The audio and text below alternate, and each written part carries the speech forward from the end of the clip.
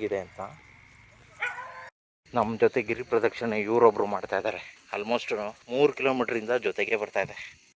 ನಂತರ ಬಂದ ವಿಜಯನಗರ ಸಾಮ್ರಾಜ್ಯದ ಕಾಲವನ್ನು ಈ ದೇವಾಲಯದ ಸುವರ್ಣಯುಗ ಎಂದು ಕರೆಯಬಹುದು. ಕರೆಕ್ಟಾಗಿ ಈಗ 1:15ಗೆ ನಾವು ಸ್ಟಾರ್ಟ್ ಮಾಡಿದ್ದೀವಿ. ನಮಸ್ತೆ ಗೆಳೆಯರೆ, ವೆಲ್ಕಮ್ ಬ್ಯಾಕ್ ಟು ಪಾಕೆಟ್ ಪ್ರಪಂಚ.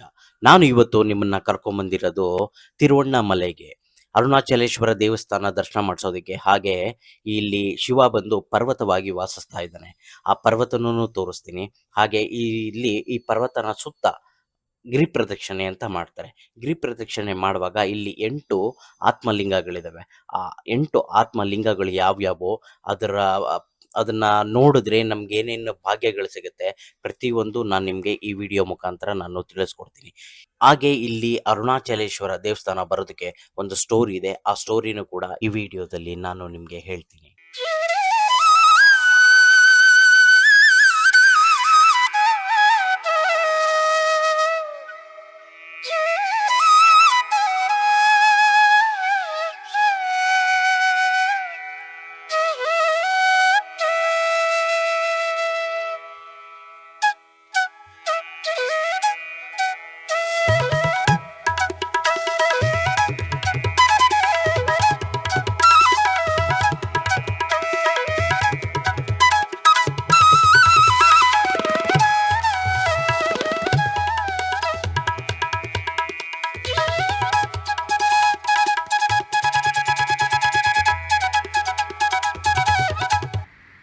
ಈಗ ಸಮಯ 12:40. ಈಗ ನಾವು ಗಿರಿ ಪ್ರದಕ್ಷಿಣೆ ಸ್ಟಾರ್ಟ್ ಮಾಡ್ತಾ ಇದ್ದೀವಿ. ಈಗ ಇದೆ ನಮ್ಮ ರೂಮು. ಈ ರೂಮಿಂದ ದೇವಸ್ಥಾನದ ಫ್ರಂಟ್ ಫೇಸ್ವರೆಗೂ ನಾವು ಹೋಗೋದಕ್ಕೆ ಇಲ್ಲಿಂದ ಅಲ್ಲಿವರೆಗೂ ಒಂದು 5 ಕಿಲೋಮೀಟರ್ ಇದೆ. ಇಲ್ಲಿಂದ ಅಲ್ಲಿವರೆಗೂ ಆಟೋದಲ್ಲಿ ಹೋಗ್ತೀವಿ. ಅಲ್ಲಿ ದೇವಸ್ಥಾನದ ಎಂಟ್ರೆನ್ಸಿಂದ ನಾವು ಒಂದು ಸುತ್ತ ಬರೋದಕ್ಕೆ ಟೋಟಲ್ 14 ಕಿಲೋಮೀಟ್ರ್ ಆಗುತ್ತೆ. ನನ್ನ ಮಗಳಿಗೆ ಇದೊಂದು ಸ್ಟ್ರೋಲರ್ ತೊಗೊಂಡು ಮಗಳನ್ನ ಮಲಗಿಸ್ಕೊಂಡು ಫುಲ್ ಪ್ಯಾಕಿಂಗ್ ಮಾಡಿಕೊಂಡು ನಾವೀಗ ಹೊರಟಿದ್ದೀವಿ, ನಾನು ನನ್ನ ವೈಫು. ಈಗ ನಾವು ಅರುಣಾಚಲೇಶ್ವರ ದೇವಸ್ಥಾನದ ಮುಂಭಾಗ ಇದ್ದೀವಿ. ಇಲ್ಲಿಂದ ಒಟ್ಟು ಗಿರಿ ಪ್ರದಕ್ಷಿಣೆ 14 ಕಿಲೋಮೀಟ್ರ್ ಇದೆ. ಈಗ ನಮ್ಮ ಹತ್ರ ಒಂದು ಇದ್ರ ವಾಚ್ ಇದೆ. ಆ ವಾಚಲ್ಲಿ 1183 ಸ್ಟೆಪ್ಸ್ ಆಲ್ರೆಡಿ ಆಗಿದೆ. ಈ ಕೌಂಟಿಂದ ನಾವು ಸ್ಟಾರ್ಟ್ ಮಾಡ್ತೀವಿ. ಒಟ್ಟು 14 ಕಿಲೋಮೀಟ್ರಿಗೆ ಎಷ್ಟು ಸ್ಟೆಪ್ಸ್ ಆಗುತ್ತೆ ಅಂತ ನೋಡೋಣ ಬನ್ನಿ. ಹಾಗೆ ನನ್ನ ಮಗಳನ್ನ ವಾಕ್ ಮಾಡೋಕ್ಕಾಗಲ್ಲ ಅಂದ್ಬಿಟ್ಟು ಸ್ಟ್ರೋಲರಲ್ಲಿ ಕೂರಿಸ್ಕೊಂಡು ಬೆಡ್ಶೀಟ್ ಎಲ್ಲ ಪ್ಯಾಕ್ ಮಾಡಿ ನೀಟಾಗಿ ಹೊರಟಿದ್ದೀವಿ. ಕರೆಕ್ಟಾಗಿ ಈಗ 1:15ಗೆ ನಾವು ಸ್ಟಾರ್ಟ್ ಮಾಡಿದ್ದೀವಿ ಗಿರಿ ಪ್ರದಕ್ಷಿಣೆ. ಎಷ್ಟೊತ್ತು ಕಂಪ್ಲೀಟ್ ಮಾಡ್ತೀವಿ. ದೇವಸ್ಥಾನ ಬಂದು 5:15ಗೆ ಬೆಳಗ್ಗೆ ಓಪನ್ನು. ನೋಡೋಣ ಎಷ್ಟೊತ್ತು ಕಂಪ್ಲೀಟ್ ಮಾಡ್ತೀವಿ ಅಂತ. ಗಿರಿ ಪ್ರದಕ್ಷಿಣೆಯಲ್ಲಿ ನಾವು ಏನು ಅಷ್ಟಲಿಂಗಗಳು ಸಿಗುತ್ತೆ ಅಂತ ಹೇಳಿದ್ವಲ್ಲ, ಅದನ್ನು ನಾವು ದರ್ಶನ ಮಾಡ್ತಾ ಹೋಗ್ತಾಯಿಲ್ಲ ನಮಗೆ ನಮ್ಮ ಜೀವನದಲ್ಲಿ ಏನೇನು ಬೇಕು ಎಲ್ಲನೂ ನಮಗೆ ಸಿಗುತ್ತೆ. ಆಯುಷ್ ಇರ್ಬೋದು, ಪ್ರತಿಯೊಂದು ನಮಗೆ ದರ್ಶನ ಮಾಡ್ತಾ ಅದರಿಂದ ಮಹತ್ವಗಳು ನಮ್ಗೆ ಸಿಗ್ತಾ ಹೋಗುತ್ತೆ. ಅದರಲ್ಲಿ ಅಷ್ಟಲಿಂಗಗಳಲ್ಲಿ ಮೊದಲನೇ ಲಿಂಗ ಬಂದ್ಬಿಟ್ಟು ಇಂದ್ರಲಿಂಗ. ಈ ಇಂದ್ರಲಿಂಗ ದರ್ಶನ ಮಾಡೋದ್ರಿಂದ ನಮಗೆ ಆಯುಷು, ಗೌರವ ಮತ್ತು ದೀರ್ಘಾಯುಷು ನಮಗೆ ದೊರೆಯುತ್ತೆ ಅಂತ ಹೇಳಲಾಗುತ್ತೆ.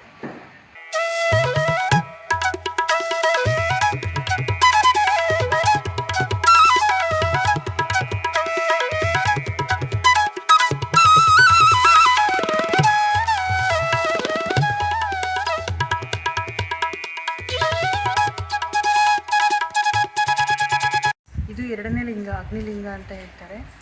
ಇದನ್ನು ದರ್ಶನ ಮಾಡೋದ್ರಿಂದ ನಮ್ಮಲ್ಲಿರೋ ಭಯ ನಾಶ ಆಗುತ್ತೆ ಹಾಗೂ ರೋಗ ನಿವಾರಣೆ ಆಗುತ್ತೆ.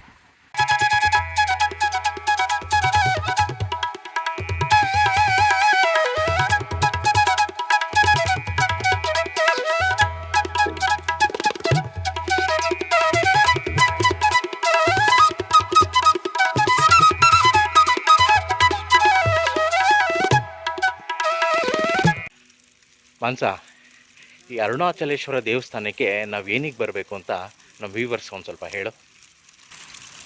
ಏನಕ್ಕೆ ಬರಬೇಕು ಅಂತ ಅಂದರೆ, ಪುರಾಣದಲ್ಲಿ ಹೇಳೋಗೆ ಮನುಷ್ಯ ಸತ್ತ ಮೇಲೆ ಅವನು ಯಮಲೋಕಕ್ಕೆ ಹೋಗ್ತಾನೆ ಅಂತ ಹೇಳ್ತಾರೆ.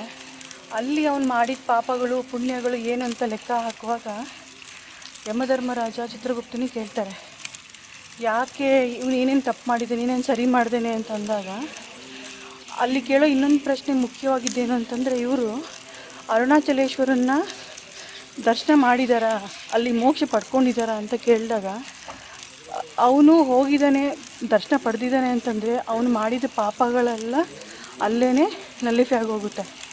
ಇಲ್ಲ ಅಂತಂದಾಗ ಮತ್ತೆ ಅವ್ನು ಸರಿ ತಪ್ಪು ಏನಿದೆ ನೋಡ್ಬಿಟ್ಟು ಅದ್ರ ಪ್ರಕಾರ ಅವನಿಗೆ ಶಿಕ್ಷೆಗಳಾಗುತ್ತೆ ಅಥವಾ ಸ್ವರ್ಗ ಸಿಗುತ್ತೆ ಅಂತ ಹೇಳಲಾಗುತ್ತೆ. ಪಾಪ ವಿಮೋಚನೆಗೋಸ್ಕರ ನಾವು ಮೋಕ್ಷಕ್ಕೋಸ್ಕರ ಈ ಕ್ಷೇತ್ರನ ನಾವು ದರ್ಶನ ಮಾಡಬೇಕು.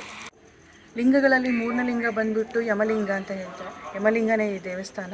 ಇಲ್ಲಿ ನಾವು ದರ್ಶನ ಮಾಡೋದ್ರಿಂದ ನಮಗೆ ದೀರ್ಘ ಜೀವನ ಸಿಗುತ್ತೆ, ಹಾಗೆ ನಮಗೆ ಅಕಾಲಿಕ ಮರಣ ಭಯನೂ ನಿವಾರಣೆ ಆಗುತ್ತೆ.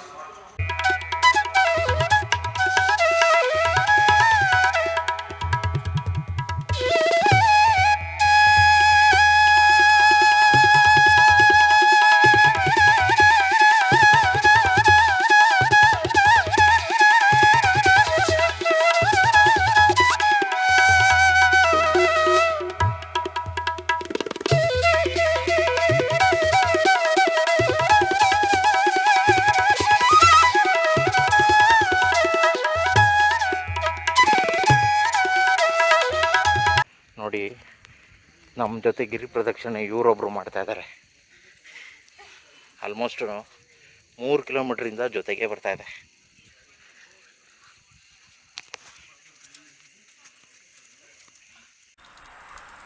ಇದು ಬಂದು 4ನೇ ಲಿಂಗ, ನೈಋತಿ ಲಿಂಗ ಅಂತ ಹೇಳ್ತಾರೆ. ಇಲ್ಲಿಗೆ ಬರೋದ್ರಿಂದ ನಮಗೆ ಆರೋಗ್ಯ ಮತ್ತು ಮಾನಸಿಕ ಸ್ಥಿರತೆ ಸಿಗುತ್ತೆ, ಹಾಗೆ ಕಷ್ಟಗಳು ಮತ್ತು ದುಃಖಗಳಿಂದ ನಮಗೆ ಮುಕ್ತಿ ಸಿಗುತ್ತೆ.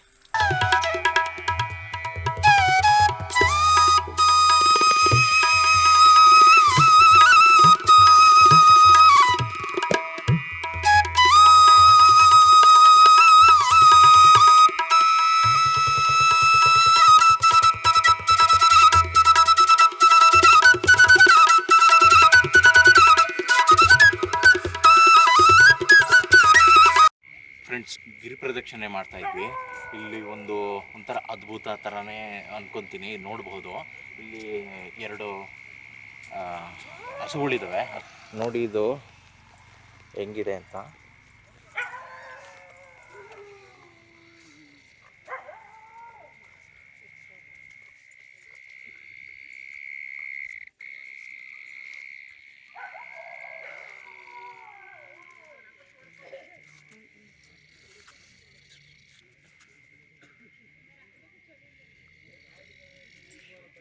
ಇದ್ರ ಭುಜದ ಮೇಲೆ 2 ಕಾಲಿದೆ, ಹಾಗೆ ಇಲ್ಲೊಂದಿದೆ ನೋಡಿ.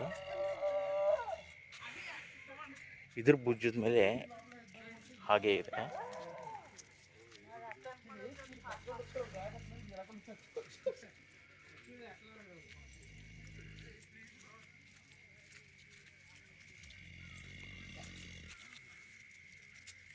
ನೋಡಿದ್ರಲ್ಲ ಫ್ರೆಂಡ್ಸ್, ಹಸುಗಳ್ನ ಹೇಗಿದೆ ಅಂತ. ಸ್ವಲ್ಪ ವಿಚಿತ್ರನೇ ಅನಿಸ್ಬೋದು. ಅದನ್ನು ಇಟ್ಕೊಂಡು ಅವರು ಸ್ವಲ್ಪ ದುಡ್ಡಿಗೆ ಇದಕ್ಕಿನ್ನೇ ಟ್ರೈ ಮಾಡ್ತಾ ಇರ್ತಾರೆ. ಅದು ಅಂಗವಿಕಲ ಹಸು ಅಂತ ಕರಿಬೋದು ಅಥವಾ ದೇವರ ಹಸು ಅಂತ ಕರಿಬೋದು, ನನಗಂತೂ ಗೊತ್ತಿಲ್ಲ. ಬಟ್ ಸ್ವಲ್ಪ ಅದನ್ನು ನೋಡಿದ್ಮೇಲೆ ಒಂದು ಸ್ವಲ್ಪ ಭಯನೂ ಆಗುತ್ತೆ ಆ ಥರದನ್ನೆಲ್ಲ ನೋಡೋದಕ್ಕೆ ಸಡನ್ನಾಗಿ ನಮಗೆಲ್ಲ. ನಿಮಗೆ ಏನು ಅನಿಸುತ್ತೆ ಇದ್ರ ಬಗ್ಗೆ ಹೇಳಿ ನೋಡೋಣ. ಅದು ದೇವರ ಸ್ವರೂಪನ ಅಥವಾ ಅಪರೂಪದ ಸೃಷ್ಟಿನ ಹೇಗೆ, ನನಗಂತೂ ಗೊತ್ತಿಲ್ಲ. ನೀವು ಕಮೆಂಟ್ ಮುಖಾಂತರ ತಿಳಿಸಿ ಅದನ್ನು. ಇದು ಬಂದು 5ನೇ ಲಿಂಗ, ವರುಣಲಿಂಗ ಅಂತ ಹೇಳ್ತಾರೆ. ಇಲ್ಲಿಗೆ ಬರೋದ್ರಿಂದ ನಮ್ಗೆ ಏನೇ ಆರೋಗ್ಯ ಸಮಸ್ಯೆ ಇದ್ರೂ ನಿವಾರಣೆ ಆಗುತ್ತೆ, ಮತ್ತು ಜೀವನವನ್ನು ಹೊಸದಾಗಿ ಸ್ಟಾರ್ಟ್ ಮಾಡೋಕ್ಕೆ ಈ ಒಂದು ದೇವರು ಹೆಲ್ಪ್ ಮಾಡುತ್ತೆ ನಮಗೆ.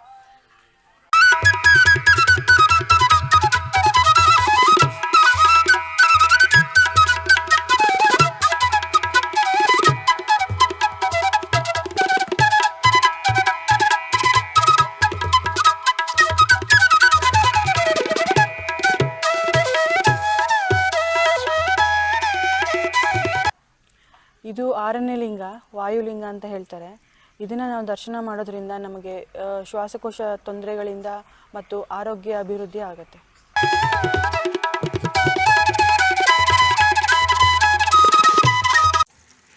ಗಿರಿ ಪ್ರದರ್ಶನೆ ಆಲ್ಮೋಸ್ಟ್ ಒಂದು 65% ಮುಗ್ದಿದೆ. ಎಷ್ಟು ಸ್ಟೆಪ್ಸ್ ಆಗಿದೆ ಕೇಳೋಣ. ಮಂಸ ಎಷ್ಟು ಸ್ಟೆಪ್ಸ್ ಆಗಿದೆ ಒಟ್ಟು? 8283. ಓಕೆ, 8000ವರೆಗೂ ಆಗಿದೆ. 8000 ಸ್ಟೆಪ್ಸು ನಾವು ಇಲ್ಲಿವರೆಗೂ ವಾಕ್ ಮಾಡಿದ್ದೀವಿ. ಇನ್ನೂ ಹೋಗಬೇಕು. ಇನ್ನೂ ಒಂದು 6 ಕಿಲೋಮೀಟ್ರ್ ತನಕ ಇದೆ. ನೋಡೋಣ. ಈಗ 4:10 ಆಗಿದೆ. ನಾವು ಟ್ರೈ ಮಾಡೋಣ 5:15 ಒಳಗಡೆ ದೇವಸ್ಥಾನಕ್ಕೆ ರೀಚ್ ಆಗೋದಕ್ಕೆ. ನಮಗೆ ಸುಸ್ತು ಅಂತ ಏನಾಗಿಲ್ಲ. ಟಾರ್ ರೋಡ್ ಆಗಿರೋದ್ರಿಂದ ಕಾಲು ಸ್ವಲ್ಪ ಉರಿತಾ ಇದೆ, ಸ್ವಲ್ಪ ಬೊಬ್ಬೆ ಬರಬಹುದು. ಟಾರ್ ರೋಡ್ ಆಗಿರೋದ್ರಿಂದ ನಾವು ಬರೀ ಕಾಲಲ್ಲಿ ನಡ್ಕೊಂಡು ಹೋಗ್ತಾ ಇದ್ದೀವಿ. ಅದು ಬಿಟ್ಟರೆ ಕಾಲು ನೋವು ಸುಸ್ತು ಅನ್ನೋದು ಯಾವ ರೀತಿ ಅದು ಯಾವುದೂ ನಮಗಿಲ್ಲ. ಅದು ಇವಾಗ ಗೊತ್ತಾಗಲ್ಲ, ಮುಗಿಸಾದ್ಮೇಲೆ ಗೊತ್ತಾಗುತ್ತೆ. ಹೌದು, ಬಟ್ ಸ್ಟಿಲ್ ನಮಗೇನು ಇವಾಗ ಅಷ್ಟೊಂದು ಕಾಲು ನೋವ್ತಾ ಇದೆ, ರೆಸ್ಟ್ ಮಾಡೋಣ ಆ ಥರ ಏನೂ ಅನ್ನಿಸ್ತಾ ಇಲ್ಲ ನಮಗೆ. ಗಿರಿ ಪ್ರದಕ್ಷಿಣೆ ಹಾಕುವಾಗ ನಿಮ್ಗೆ ಏನಾದರೂ ಕಾಲು ನೋವು ಬಂತು ಅಂದರೆ ಅಲ್ಲಲ್ಲಿ ಫುಟ್ ಮಸಾಜ್ ಮಿಷಿನ್ಗಳು ಇಟ್ಕೊಂಡಿದ್ದಾರೆ. ಅಲ್ಲೊಂದು 10 ಮಿನಿಟ್ಸು ನೀವು ಮಸಾಜ್ ಮಾಡಿಸ್ಕೊಂಡು ಮೂವ್ ಆಗ್ಬೋದು. ಬಟ್ ನಾವು ಯಾವುದೇ ರೀತಿ ಮಸಾಜ್ ತೊಗೊತಾ ಇಲ್ಲ, ಒಂದೇ ಫುಲ್ ಫ್ಲೆಡ್ಜಾಗಿ ಹೋಗ್ಬಿಡೋಣ ಅಂತ ಅಂದ್ಬಿಟ್ಟು ಹೋಗ್ತಾಯಿದ್ದೀವಿ, ರೆಸ್ಟ್ ಮಾಡೋದು ಬೇಡ ಅಂತ. ಇದು 7ನೇ ಲಿಂಗ, ಕುಬೇರ ಲಿಂಗ. ನಿಮಗೆ ಗೊತ್ತಿರೋ ಹಾಗೆ ಕುಬೇರ ಲಿಂಗದಿಂದ ನಾವು ದರ್ಶನ ಮಾಡೋದ್ರಿಂದ ನಮಗೆ ವ್ಯವಹಾರದಲ್ಲಿ ಅಭಿವೃದ್ಧಿ ಸಿಗುತ್ತೆ, ಧನಲಾಭವಾಗುತ್ತೆ ಮತ್ತು ಐಶ್ವರ್ಯ ಸಂಪತ್ತು ಎಲ್ಲ ನಮಗೆ ದೊರಕುತ್ತೆ.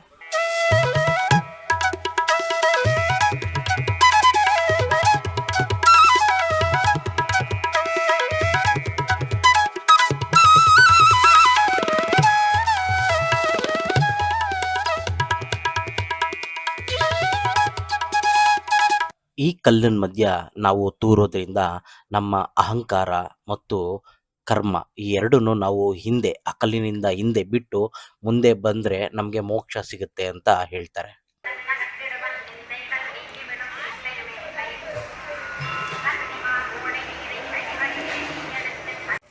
ಈಗ ಒಟ್ಟು 12 ಕಿಲೋಮೀಟ್ರ್ ಆಯಿತು. ಇನ್ನು 12 ಅಲ್ಲ, 11 ಕಿಲೋಮೀಟ್ರ್ ಆಗಿದೆ. ಇನ್ನೊಂದು 3 ಕಿಲೋಮೀಟ್ರ್ ಇದೆ ದೇವಸ್ಥಾನಕ್ಕೆ. ಬಟ್ ಈಗ ಕಾಲು ಪೇನು ಸಿಕ್ಕಾಬಿಟ್ಟೆ ಸಿವಿಯರ್ ಆಗಿ ಕಾಲು ಪೇನ್ ಬರ್ತಾಯಿದೆ. 20 ರೂಪಾಯಿಗೆ 5 ನಿಮಿಷ ಮಸಾಜ್ ಮಿಷಿನ್ಗಳಿದ್ದಾವೆ, ಫುಟ್ ಮಸಾಜ್ ಮಿಷಿನ್ಗಳು. ಆವಾಗ ಸ್ಟಾರ್ಟಿಂಗಲ್ಲಿ ನೋಡಿದ್ವಿ, ಆಲ್ಮೋಸ್ಟ್ ಒಂದು 7 ಕಿಲೋಮೀಟರ್ಸ್ವರೆಗೂ ನೋಡಿದ್ವಿ, 7-8 ಕಿಲೋಮೀಟರ್ಸ್ವರೆಗೂ. ಇವಾಗ ಮಾಡಿಸೋಣ ಅಂದರೆ ಒಂದು ಮಿಷಿನು ಇಲ್ಲ ಇಲ್ಲಿ. ಕಾಲು ನೋವಂತೂ ಸಿಕ್ಕಾಬಿಟ್ಟೆ ಬಂದ್ಬಿಟ್ಟಿದೆ. ನಿಂಗೆ ಹೆಂಗೆಮ್ಮ ಸರ್, ನಿಮ್ಗೆ ಹೆಂಗೆ ಅನ್ನಿಸ್ತಾ ಇದೆ? ಏನು ಅನ್ನಿಸ್ತಿಲ್ಲ, ಮಾತಾಡೋಕ್ಕೆ ಆಗ್ತಾ ಇಲ್ಲ ಕಾಲು ನೋವಿಗೆ. ಎಷ್ಟೊತ್ತಿಗೆ ಮುಗಿಸ್ಕೊಂತೀವೋ, ಎಷ್ಟೊತ್ತಿಗೆ ದೇವಸ್ಥಾನ ಸಿಗುತ್ತೋ ಅಂತ ಅನಿಸ್ತಾ ಇದೆ. ಆಗಲೇ ಟೈಮ್ ಬಂದು ಇವಾಗ 5:15 ಆಯಿತು. 5 ಗಂಟೆ ಪ್ರಾಬಬ್ಲಿ ಇನ್ನೊಂದು ಅರ್ಧ-ಮುಕ್ಕಾಲು ಗಂಟೆಯಲ್ಲಿ ಟೆಂಪಲ್ ರೀಚ್ ಆಗ್ತೀವಿ. ಈ ಗಿರಿ ಪ್ರದಕ್ಷಿಣೆಯಲ್ಲಿ ಇದು 8ನೇ ಕೊನೆಯ ಲಿಂಗ, ಈಶಾನ್ಯ ಲಿಂಗ. ತುಂಬ ಪವಿತ್ರವಾದದ್ದು. ಇಲ್ಲಿ ನಾವು ದರ್ಶನ ಮಾಡೋದ್ರಿಂದ ನಮಗೆ ಆರೋಗ್ಯ, ನೆಮ್ಮದಿ ಮತ್ತು ಮೋಕ್ಷ ದೊರಕುತ್ತೆ.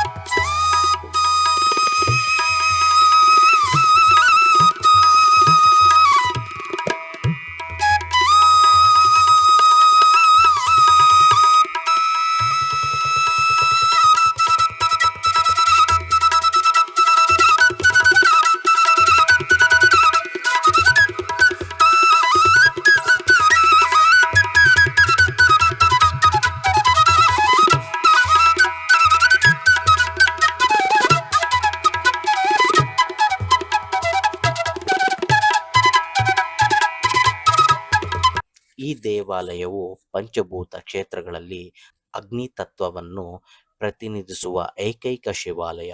ಇಲ್ಲಿ ಶಿವನು ಲಿಂಗ ರೂಪದಲ್ಲಷ್ಟೇ ಅಲ್ಲ, ಅರುಣಾಚಲ ಪರ್ವತವೇ ಶಿವನ ರೂಪ ಎಂದು ನಂಬಲಾಗುತ್ತದೆ. ಇತಿಹಾಸದ ದಾಖಲೆಗಳ ಪ್ರಕಾರ ತಿರುವಣ್ಣಾಮಲೈ ಪ್ರದೇಶವು ಸಂಗಮ ಸಾಹಿತ್ಯದಲ್ಲಿಯೂ ಉಲ್ಲೇಖವಾಗಿದೆ.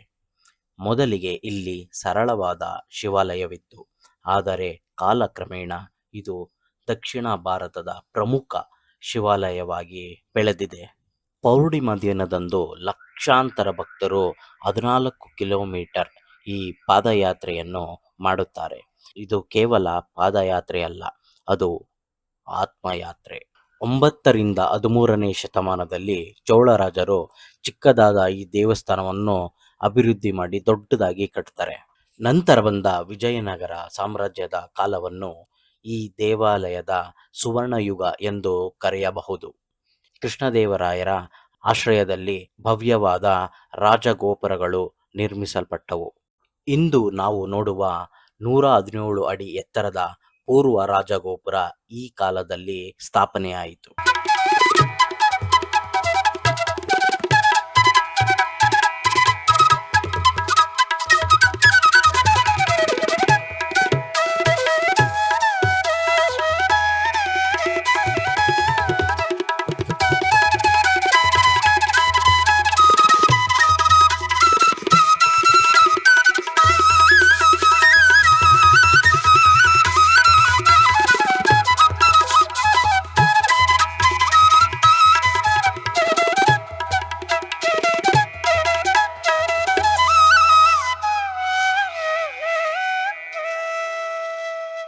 ದರ್ಶನ ಮುಗೀತು. ದೇವ್ರ ಪ್ರಸಾದ ತಿಂತಾ ಇದ್ದೀವಿ, ಪುಳಿಯೋಗರೆ ಮತ್ತು ಇನ್ನೊಂದು ಸ್ವೀಟ್ ಪೊಂಗಲ್ ಪ್ರಸಾದ. ನೀವು ತಗೊಳ್ಳಿ, ಎಲ್ಲರಿಗೂ ಒಳ್ಳೆಯದಾಗಲಿ ಅಂತ ಕೇಳ್ಕೊತೀನಿ. ನಿಮಗೆ ಒಂದು ಸಣ್ಣ ಸ್ಟೋರಿ ಹೇಳ್ತೀನಿ. ಈ ದೇವಾಲಯಕ್ಕೆ ಅರುಣಾಚಲ ಅಂತ ಹೇಗೆ ಹೆಸರು ಬಂತು ಅಂತ. ಒಂದ್ಸರಿ ಬ್ರಹ್ಮ ಹಾಗೂ ವಿಷ್ಣು ಇಬ್ಬರಲ್ಲಿ ಯಾರು ಶ್ರೇಷ್ಠರು ಅಂತ ಒಂದು ಪೈಪೋಟಿಗೆ ಬೀಳ್ತಾರೆ. ಆವಾಗ ಶಿವ ಬಂದು ಒಂದು ದೊಡ್ಡ ಪರ್ವತದ ರೀತಿಲಿ ಅಗ್ನಿ ಆಗ್ತಾನೆ. ಆದಾಗ ಅವ್ರು ಏನು ಮಾಡ್ತಾರೆ, ಅವರಿಬ್ಬರು ಈಗ ಒಂದು ಟಾಸ್ಕ್ ಇರುತ್ತೆ. ಏನಪ್ಪ ಅಂತಂದರೆ ಇದ್ರದ್ದು ಆದಿ ಅಂತ್ಯ ಹುಡುಕ್ಬೇಕಾಗಿರುತ್ತೆ. ಆದ್ದರಿಂದ ಬ್ರಹ್ಮ ಏನು ಮಾಡ್ತಾನೆ, ಹಂಸ ರೂಪ ತಾಳಿ ಅದರದ್ದು ಟಿಪ್ಪು ಅಂದರೆ ಟಾಪು ಅದನ್ನು ಹುಡ್ಕೋಕ್ಕೆ ಹೋಗ್ತಾನೆ. ಅದನ್ನು ಮೇಲ್ಗಡೆ ಆ ಟಾಪನ್ನು ಹುಡ್ಕೋದಕ್ಕೆ ಹಂಸ ರೂಪದಲ್ಲಿ ಹಾರಿಕೊಂಡು ಮೇಲ್ಗಡೆ ಹೋಗ್ತಾನೆ. ಹಾಗೆ ವಿಷ್ಣು ಏನು ಮಾಡ್ತಾನೆ, ಇದ್ರ ರೂಪದಲ್ಲಿ ಏನೋ ವರಹ ರೂಪದಲ್ಲಿ ಭೂಮಿನ ತೋಡ್ಕೊಂಡು ಪಾತಾಳಕ್ಕೆ ಅಂತ್ಯ ನೋಡೋದಕ್ಕೆ ಹೋಗ್ತಾನೆ. ಇಬ್ರಿಗೂ ಕೂಡ ಆದಿನೂ ಸಿಗಲ್ಲ, ಅಂತ್ಯನೂ ಸಿಗೋದಿಲ್ಲ. ಆವಾಗ ಅಗ್ನಿ ರೂಪದಲ್ಲಿದ್ದ ಶಿವ ಅವನ ನಿಜ ರೂಪನ ಒಂದು ಪರ್ವತದ ರೂಪದಲ್ಲಿ ಅವನು ತಾಳ್ತಾನೆ. ಆ ಪರ್ವತಕ್ಕೆ ಹೆಸರಿಟ್ಟಿರೋದು ಅರುಣಾಚಲ ಅಂತ. ಆವಾಗಿಂದನೂ ಈ ದೇವಸ್ಥಾನಕ್ಕೆ, ಈ ಪರ್ವತಕ್ಕೆ ಅರುಣಾಚಲಂ ಅಂತ ಕರೀತಾರೆ. 1996ರಲ್ಲಿ ರಮಣ ಮಹರ್ಷಿಗಳು ಈ ದೇವಸ್ಥಾನಕ್ಕೆ ಬರ್ತಾರೆ. ಅಲ್ಲಿವರೆಗೂ ಈ ದೇವಸ್ಥಾನ ಅಷ್ಟು ಹೆಸರು ಮಾಡಿರಲಿಲ್ಲ.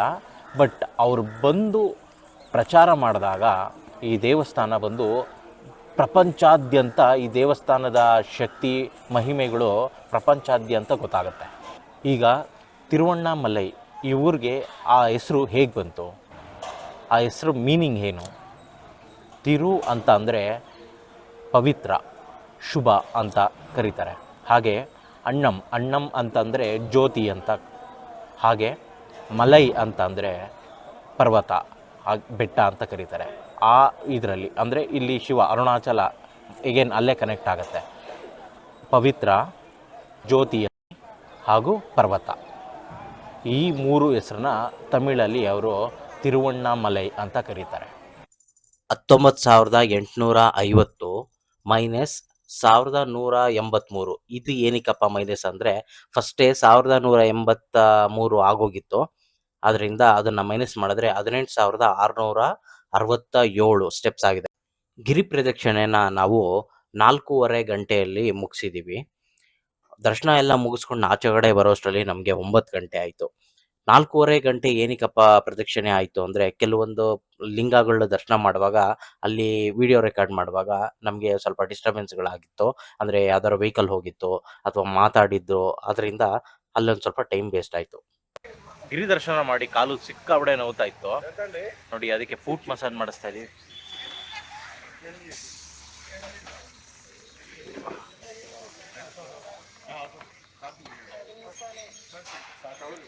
$5 ನಿಮಿಷಕ್ಕೆ $20, 10 ನಿಮಿಷ ಮಾಡಿಸೋಣ ಅಂದ್ಬಿಟ್ಟು ಮಾಡಿಸ್ತಾ ಇದ್ದೀವಿ. ಎಲ್ಲ ಮುಗ್ದಿದೆ ದರ್ಶನ ಎಲ್ಲ. ಕಾಲು ನೋವ್ತಾ ಇತ್ತು, ಒಂದು ಸ್ವಲ್ಪ ಹೊತ್ತು ಬಿಸಿಲಲ್ಲಿ ಕಾಲು ಹಾಕೊಂಡು ಕುತ್ಕೋಬೇಕು. ಹಾಗೆ ಒಂದು ಸ್ವಲ್ಪ ಮಸಾಜ್ ಮಾಡ್ಕೊಳ್ಳೋಣ ಅಂದ್ಬಿಟ್ಟು ರೂಮ್ ಪಕ್ಕದಲ್ಲೇ ಮಸಾಜ್ ಇಟ್ಕೊಂಡಿದ್ದಾರೆ. Thank you for watching. Like, subscribe and please click the bell icon.